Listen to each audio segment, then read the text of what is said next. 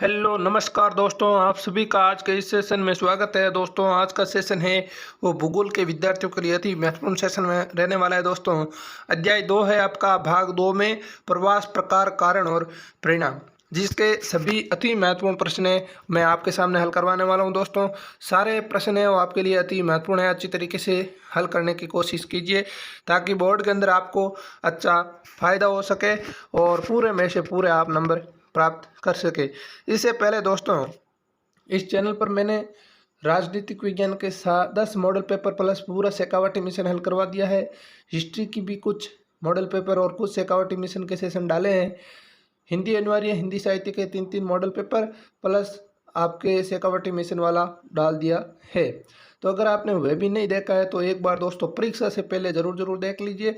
इसके अलावा जितने भी इम्पोर्टेंट जो मॉडल पेपर थे, जिन जिन क्लासों के आए थे मेरे पास, काफ़ी इंपॉर्टेंट विशेषज्ञों द्वारा बनाए गए मॉडल पेपर आए, वह सभी मॉडल पेपर मेरे टेलीग्राम जो चैनल बनाया गया है टुडे करंट इन्फॉर्मेशन नाम से, उसमें डाल दिए गए हैं। अगर आपने टेलीग्राम चैनल को ज्वाइन नहीं किया है तो वहाँ से दोस्तों ज्वाइन करके उन मॉडल पेपरों को ज़रूर पढ़ें, ताकि उनमें से दोस्तों भूगोल के 3 अति महत्वपूर्ण मॉडल पेपर डाल दिए गए।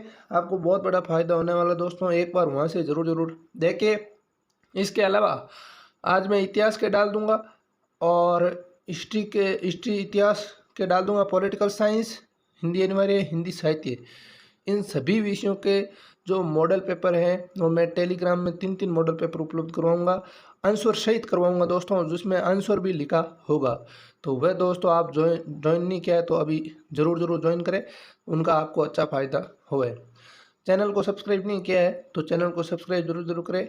ये ही दोस्तों अति महत्वपूर्ण आपका कार्य है, बाकी मेरा कार्य है और मैं आपके लिए अच्छी तरीके से उपलब्ध करवा रहा हूँ। चलिए दोस्तों, तो बिना समय कमाए आज के सेशन की शुरुआत करते हैं। पहला हमारा प्रश्न है, भारत में प्रवास संबंधी आंकड़ों को सर्वप्रथम किस जनगणना में दर्ज किया गया है? भारत में प्रवास संबंधी आंकड़ों को सर्वप्रथम किस जनगणना में दर्ज किया गया है? तो इसका राइट आंसर है बे। क्या राइट आंसर है दोस्तों? बे, यानी 1881 ईस्वी में क्या किया गया है? प्रवास संबंधित आंकड़ों को सर्वप्रथम जनगणना में दर्ज किया गया है। दूसरा प्रश्न है हमारा, भारत में किस पड़ोसी देश से सर्वाधिक प्रवासी आते हैं जनगणना 2011 के अनुसार? भारत का ऐसा कौन जो पड़ोसी देश है जिससे भारत के अंदर जो प्रवासी है वो ज़्यादा आते हैं? तो उसका राइट आंसर है बांग्लादेश से है वो भारत में सर्वाधिक प्रवासी आते हैं। किस देश से दोस्तों? बांग्लादेश से भारत में अंदर क्या आता है? सर्वाधिक प्रवासी आते हैं। ये दोस्तों परीक्षा की दृष्टि से अति महत्वपूर्ण प्रश्न है, एग्जाम के अंदर ये पूछा जा सकता है। तीसरा प्रश्न है, किस राज्य में सर्वाधिक संख्या में अप्रवासी आते हैं? तो इसका राइट आंसर है महाराष्ट्र के अंदर है वो सर्वाधिक अप्रवासी आते हैं। चौथा प्रश्न है, उत्प्रवासियों की सर्वाधिक संख्या वाले राज्य कौन से हैं? तो उसका राइट आंसर है उत्तर प्रदेश और बिहार है उत्प्रवासियों की सर्वाधिक संख्या वाले राज्य हैं।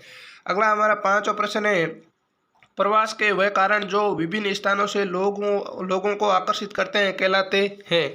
प्रवास के वह कारण जो विभिन्न स्थानों से लोगों को आकर्षित करते हैं कहलाते हैं। तो उसका राइट आंसर है अपकर्ष कारक कहलाते हैं। क्या कहलाते हैं? अपकर्ष कारक कहलाते हैं। नेक्स्ट है हमारा छठा प्रश्न, जो लोगों को निवास स्थान अपना उद्गम स्थान को छुड़वाने का कारण बनते हैं उन्हें क्या कहलाते हैं दोस्तों? ये कहलाता है प्रतिकर्ष कारक कहलाते हैं। दोस्तों जो लोगों के निवास स्थान होता है उनको अपना उद्गम स्थानों को छुड़वाने का कारण बनते हैं, उन्हें कहते हैं प्रतिकर्ष कारक। नेक्स्ट है सातवां प्रश्न, भारत में पुरुष प्रवास का मुख्य कारण क्या है? भारत के अंदर पुरुष प्रवास का मुख्य कारण क्या है? काम और रोजगार। क्या है दोस्तों? काम और रोजगार है और भारत के अंदर पुरुष प्रवास का मुख्य कारण है। नेक्स्ट है आठवां प्रश्न, प्रवास के कारणों की सूचना का समावेश भारत की कौन सी जनगणना में किया गया है? तो नेक्स्ट हमारा आठवां प्रश्न है, प्रवास के कारणों की सूचना का समावेश भारत की कौन सी जनगणना में किया गया? दोस्तों प्रश्न अच्छा है। प्रवास के कारणों की सूचना का समावेश भारत की कौन सी जो जनगणना है उसमें किया गया है? तो उसका राइट आंसर है 1981 की जनगणना के अंदर प्रवास के कारणों की सूचना का समावेश भारत की किस जनगणना में किया गया दोस्तों? जो 1981 के अंदर जनगणना हुई थी उसमें किया गया है। अगला हमारा 9वां प्रश्न है, स्त्रियों का सर्वाधिक प्रवास किस धारा के अंतर्गत हुआ है? दोस्तों, स्त्रियों का सर्वाधिक प्रवास जो होता है वो किस धारा के अंतर्गत होता है? तो उसका राइट आंसर है ग्रामीण से ग्रामीण धारा के अंदर है वो स्त्रियों का सर्वाधिक प्रवास होता है। अति महत्वपूर्ण प्रश्न है दोस्तों, एग्जाम के अंदर ऐसे ही प्रश्न आएंगे। अगला हमारा 10वां प्रश्न है, किसी व्यक्ति या व्यक्ति समूह द्वारा अपने निवास से स्थायी गमन कहलाता है? तो उसका राइट आंसर है प्रवास कहलाता है। क्या कहलाता है दोस्तों? प्रवास कहलाता है। किसी व्यक्ति या व्यक्ति समूह द्वारा अपने निवास से स्थायी गमन कहलाता है। क्या कहलाता है दोस्तों? प्रवास कहलाता है। नेक्स्ट है 11वां प्रश्न, 2 केंद्र शासित प्रदेशों के नाम बताइए जिनमें अप्रवास सर्वाधिक होता है। ऐसे दोस्तों 2 केंद्र शासित प्रदेशों के नाम बताने हैं जिनमें अप्रवास है वो सर्वाधिक होता है, दिल्ली व चंडीगढ़। कौन से दोस्तों? दिल्ली व चंडीगढ़। ठीक है। नेक्स्ट है हमारा 12वां प्रश्न, उपनिवेश काल में भारतीय उत्प्रवास अधिनियम को किस नाम से जाना जाता है? दोस्तों, उपनिवेश काल में भारतीय उत्प्रवास अधिनियम को किस नाम से जाना जाता है? तो उसका नाम था गिरमिट एक्ट। क्या नाम था दोस्तों? गिरमिट एक्ट नाम था। अगला हमारा 13वां प्रश्न है, सामाजिक प्रवास के प्रमुख प्रकार लिखो। तो सामाजिक प्रकार के 2 प्रमुख प्रकार होते हैं, स्थायी और अस्थायी प्रवास। इंपॉर्टेंट प्रश्न है, याद रह जाएगा आराम से। अगला हमारा 14वां प्रश्न है, आंतरिक प्रवास की 4 धाराओं के नाम लिखिए। आंतरिक प्रवास होता है उसकी 4 धाराओं के नाम लिखना है, ग्रामीण से ग्रामीण, ग्रामीण से नगर, नगर से नगर और नगर से ग्रामीण। इंपॉर्टेंट प्रश्न है दोस्तों, इसको याद करना जरूरी है। ग्रामीण से ग्रामीण, ग्रामीण से नगर, नगर से नगर और नगर से ग्रामीण। ठीक है। नेक्स्ट है 15वां प्रश्न, भारत में स्त्रियों का सर्वाधिक प्रवास है वो किस कारण से होता है? भारत में स्त्रियों का सर्वाधिक प्रवास है वो किस कारण से होता है? तो उसका राइट आंसर है विवाह जन्म कारण से। दोस्तों, विवाह जन्म कारण से क्या होता है? भारत में स्त्रियों का सर्वाधिक प्रवास होता है। तो ये दोस्तों सारे प्रश्न थे। अगले हमारा 16वां प्रश्न है, प्रवास के प्रतिकृष्ट कारक क्या है? प्रवास के प्रतिकृष्ट कारक क्या होते हैं? तो उसका राइट आंसर है दोस्तों, प्रवास के प्रतिकृष्ट कारक वह होते हैं जो लोगों को निवास स्थान या जन्म स्थान को छुड़वाने का कार्य करते हैं, जैसे प्राकृतिक आपदाएं हो, बेरोजगारी हो आदि होते हैं, वो प्रवास के प्रतिकृष्ट कारक होते हैं। ठीक है। अगला हमारा 17वां प्रश्न है, प्रवास के अपकर्ष कारक क्या होते हैं? प्रवास के अपकर्ष कारक वह होते हैं जो विभिन्न स्थानों से व्यक्तियों को अपनी ओर आकर्षित करते हैं तथा रोजगार उपलब्धता, शिक्षा, स्वास्थ्य सेवाएं आदि है वो प्रवास के अपकर्ष कारक है। जैसे दोस्तों स्वास्थ्य सेवाएं, यानी आपको आज तेज बुखार आ गया है तो आपको कहाँ जाना पड़ेगा? मान लो आपके नज़दीकी शहर में जाना पड़ेगा, तो ये प्रवास का अपकर्ष कारक है, आपको वहाँ जाना जरूरी है। ठीक है ना? तो उन्हीं दोस्तों कहते हैं प्रवास का है अपकर्ष कारक है। ठीक है। नेक्स्ट है 18वां प्रश्न, ग्रामीण से नगरीय प्रवास के कोई 2 जनांगीय परिणाम लिखिए। ठीक है। नगरों की जनसंख्या में वृद्धि होती जाती है, नगरों का में लिंगानुपात घट रहा है, जबकि ग्रामीण क्षेत्रों में लिंगानुपात तो बढ़ रहा है। दोस्तों, ये प्रश्न अति महत्वपूर्ण प्रश्न है। ठीक है। ग्रामीण से नगरीय प्रवास के कोई 2 जनांगीय परिणाम लिखिए। ये प्रश्न एग्जाम में आ सकता है, अच्छी तरीके से याद करके जाए। अगला हमारा 19वां प्रश्न है, ग्रामीण से नगरीय प्रवास के कोई 2 पर्यावरणीय परिणाम लिखिए। तो दोस्तों पहला है, ग्रामीण से नगर प्रवास के कारण नगरों में वर्तमान सामाजिक व भौतिक संरचना पर दबदबा पड़ता है, जिससे नगरीय बस्तियों की अनियोजित वृद्धि तथा गंदी बस्तियों का निर्माण होता है। दूसरा है दोस्तों, प्राकृतिक संसाधनों को अति दोहन के कारण नगर भौमजल स्तर में कमी, वायु प्रदूषण, जल प्रदूषण आदि गंभीर समस्याएं पैदा होती है। तो ये दोस्तों इसका राइट आंसर है ग्रामीण से नगरीय प्रवास के कोई 2 पर्यावरणीय परिणाम ये है। अगला हमारा प्रश्न है, हुंडी क्या है? क्या प्रश्न है दोस्तों? हुंडी क्या है? तो अंतर्राष्ट्रीय एवं अंतर्देशीय प्रवासियों द्वारा अपने मूल स्थान अथवा निवास स्थान को भेजी जाने वाली धनराशि हुंडी कहलाती है।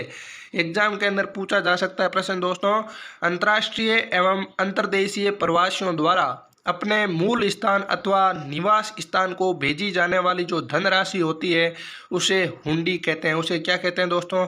हुंडी कहते हैं। नेक्स्ट है दोस्तों हमारा 21वां प्रश्न, अंतर्राष्ट्रीय प्रवास क्या है? भारत में अंतर्राष्ट्रीय प्रवास के कोई दो कारण बताइए। तो एक देश से दूसरे देश में होने वाला प्रवास अंतर्राष्ट्रीय प्रवास कहलाता है और इसके कारण है दोस्तों धार्मिक और सामाजिक कारण हो सकते हैं, राजनीतिक कारण भी हो सकते हैं। अगला हमारा है 22वां प्रश्न, प्रवास के सामाजिक परिणाम बताइए। तो प्रवास के नवीन तकनीक, परिवार नियोजन, बालिका शिक्षा आदि से जुड़े नवीन विचारों का प्रसार नगरीय क्षेत्रों से ग्रामीण क्षेत्रों की ओर होता है। दूसरा है प्रवास से विविध संस्कृतियों के लोगों का मिलन होता है जिससे मिश्रित संस्कृति का उद्भव होता है। ठीक है। अगला हमारा 23वां है, भारत में ग्रामीण से नगरीय क्षेत्रों में प्रवास के 4 प्रतिकर्ष कारकों के नाम लिखिए। तो प्रतिकर्ष कारक है गरीबी है, बाढ़ हो सकती है, स्वास्थ्य सुविधाओं की कमी और शिक्षा अवसरों की कमी। ये भारत में ग्रामीण से नगरीय क्षेत्रों के 4 प्रतिकर्ष कारणों के नाम हैं। गरीबी, बाढ़, स्वास्थ्य सुविधाओं की कमी और शिक्षा अवसरों की कमी।